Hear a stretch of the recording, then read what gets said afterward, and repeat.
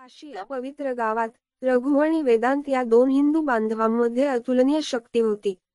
त्यांच्या कुलदेवी देवी दुर्गा यांनी त्यांना दैवी शक्ती बहाल केली. रघुने दुर्गेची महिषासुरमर्दिनी ऊर्जा चालविली. त्याला अतुलनीय शारीरिक पराक्रम दिले. वेदांतने दुर्गेच्या सिंही भावाचा उपयोग करून त्याची चपळता आणि प्रतीक्षक वाढवले. राक्षस राजा महासुरने त्याचे अंतिम शस्त्र कालास्त्र एक गडद आकाशीय बाण सोडला जो संपूर्ण क्षेत्रांचा नाश करू शकतो. रघु आणि वेदांत त्यांच्या पवित्र भूमीचे रक्षण करण्यास सज्ज झाले. दुर्गेच्या दैवी संरक्षणाचे आवाहन करून भाऊंनी त्यांची शक्ती एकत्र केली. लढाई सुरूच होती. रघु आणि वेदांत यांनी कालास्त्राशी वार केले.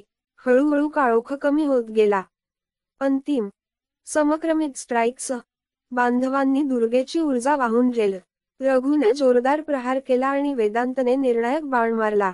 कालास्त्र विस्कटले. पराभूत झाले. महासुरांची शक्ती क्षीण झाली. गावाने उत्सव साजरा केला आणि रघु आणि वेदांत विजयी झाले. त्यांचे बंधन आणि दैवी शक्ती त्यांच्या पवित्र भूमीचे रक्षण करत आहेत.